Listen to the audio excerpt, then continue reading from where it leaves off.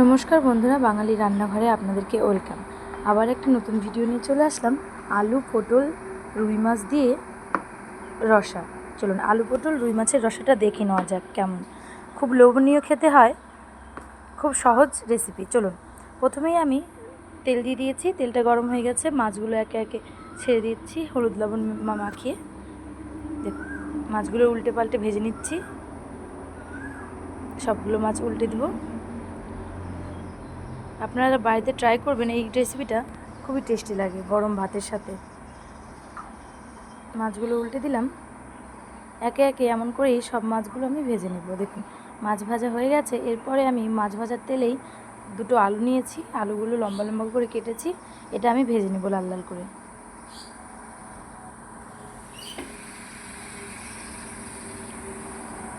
দেখুন, নিয়ে নিচ্ছি, ভাজা হয়ে গেছে। এবার উঠিয়ে নেব। তারপরে আমি ওই তেলেই দিয়ে দিব ছুলে রাখা আর মাঝখান থেকে চেড়ে রাখা পটলগুলো একটু বেশি নিয়েছি। দেখুন, পটলগুলো সুন্দর করে ভেজে নেব। খুব দারুণ লাগে এই রান্নাটা, আমরা মাঝে মাঝেই বাড়িতে খাই। দেখুন, পটল ভাজা হয়ে গেছে, আর একটু ভেজে নিব, তারপরে উঠিয়ে ফেলব।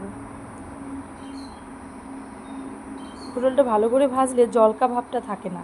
দেখবেন পটলের তরকারি রান্না করলে জল জল হয়, ভালো করে ভেজে নিলে হয় না। তারপরে ওই তেলেই আমি গরম মশলা ছেড়ে দিব, গোটা গরম মশলা। তারপরে সাদা জিরে দিয়ে দিব, দিয়ে একটু ভালো করে ভেজে নিব।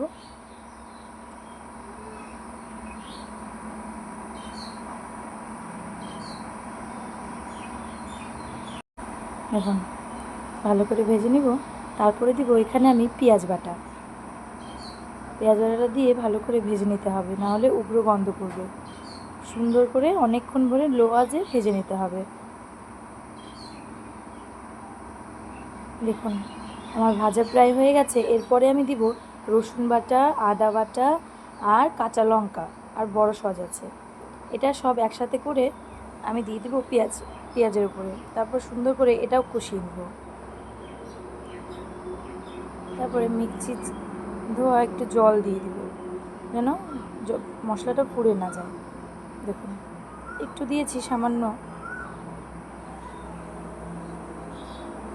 তারপরে দিয়ে দিব হলুদ, পরিমাণ মতন হলুদ দিয়ে দিব। তারপরে দিব স্বাদ মতন লবণ। দেখুন, লবণ দিয়ে দিয়েছি। তারপরে আমি সামান্য একটু কাশ্মীরি লঙ্কা দেবো, এতে কালারটা সুন্দর হয়।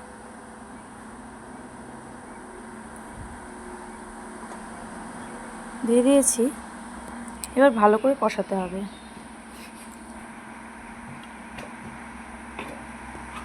দেখুন, কষানো প্রায় আমার হয়ে গেছে, তেল ছেড়ে দিয়েছে। আমি আর একটু সামান্য কষিয়ে নেব।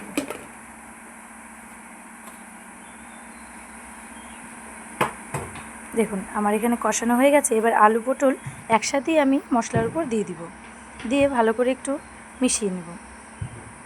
মিশানো হয়ে গেছে। এবার ঝোলের জল দিয়ে দিব।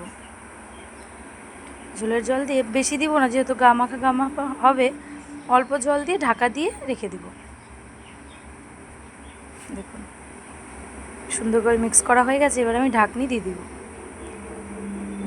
সুন্দর করে ঢাকা দিয়ে দিয়েছি। এবার আমি ঢাকা উঠিয়ে দেখি সুন্দর বলক চলে এসছে। এবার আমি হালকা একটু নেড়ে দিব। তারপরে ভেজে রাখা মাছগুলো একে একে ছেড়ে দিব। দেখুন, মাছগুলো দিয়ে দিলাম।